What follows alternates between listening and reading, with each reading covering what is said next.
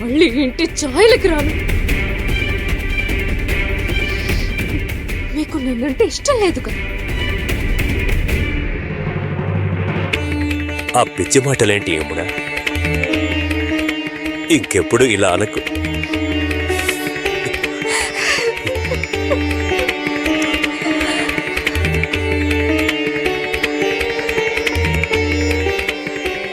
పిచ్చి పిల్ల,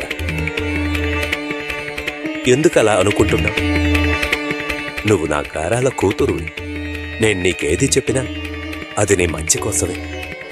చూడు యమున తల్లి, నీకు శంభు ఎలాగో నువ్వు నాకు అలాగే కదా.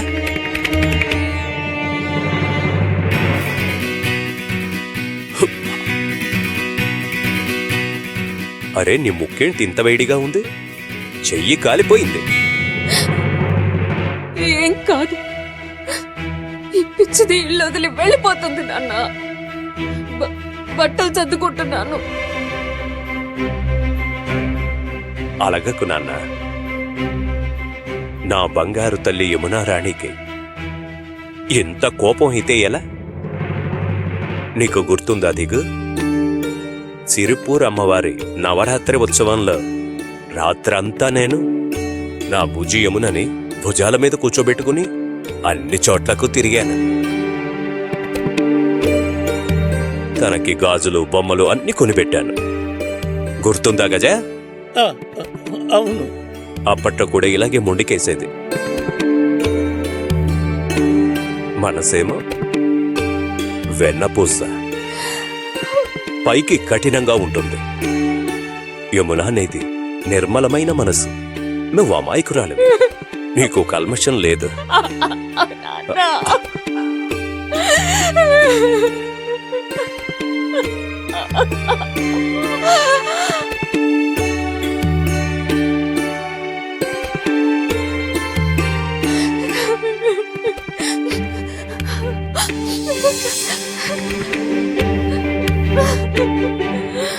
చూడమ్మా, నువ్వు పొరపాటున కూడా ఏ తప్పు చెయ్యకూడదనే ముందుగానే హెచ్చరిస్తూ ఉంటాను.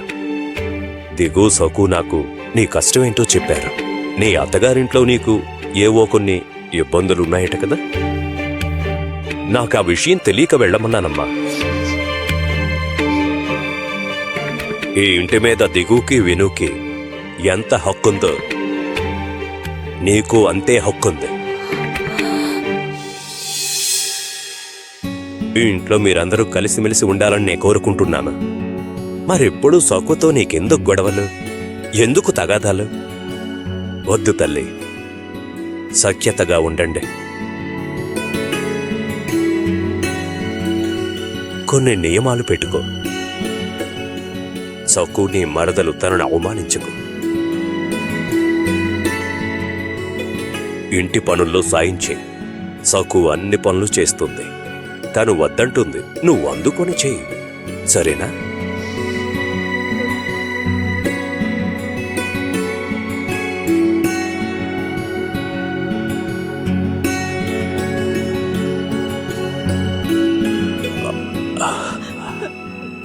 పెదనాన్న, మీరంటే నాకు చాలా ఇష్టం.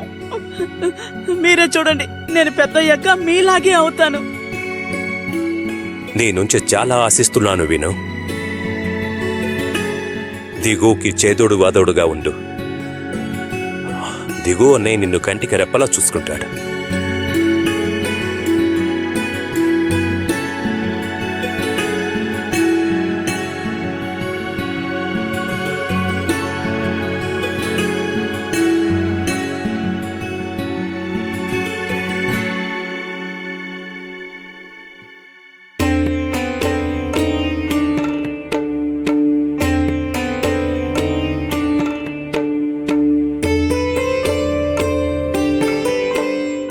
మనోరమాబాయ్,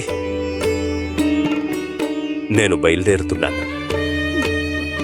ఈ ఇంటిని నీ కాయకష్టంతో నిలబెట్టా, అందులో సందేహం లేదు. నువ్వు కర్తవ్యాన్ని వీడలేదు. ఈ ఇంటికి యజమానురాలివి నువ్వే. ప్రేమతో అందరి మనసుల్ని గెలుచుకో.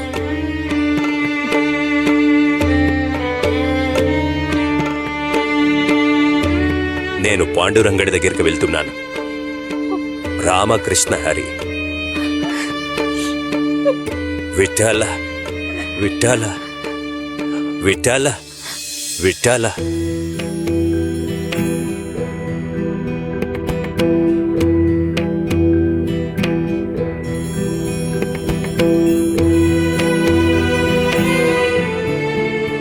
విఠల విఠల.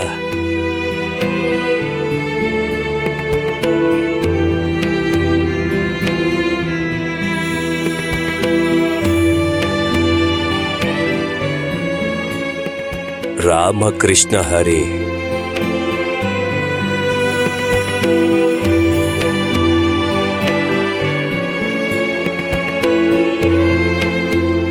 విఠల విఠల.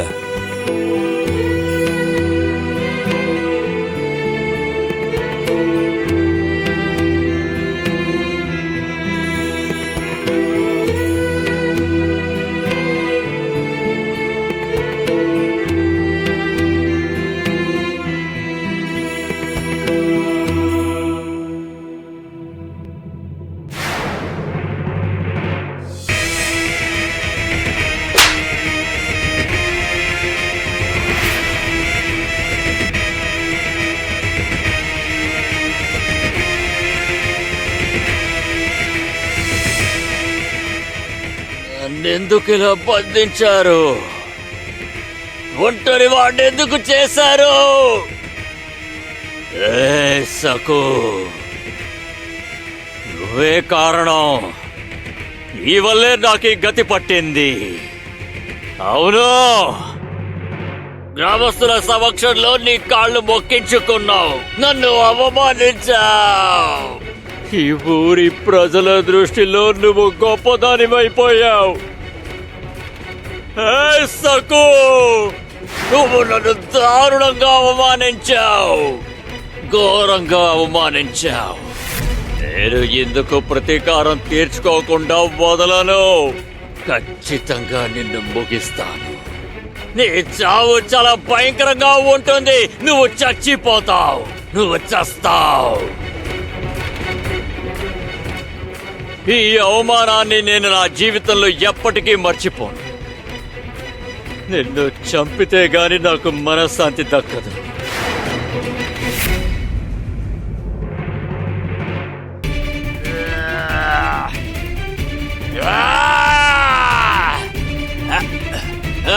Ah!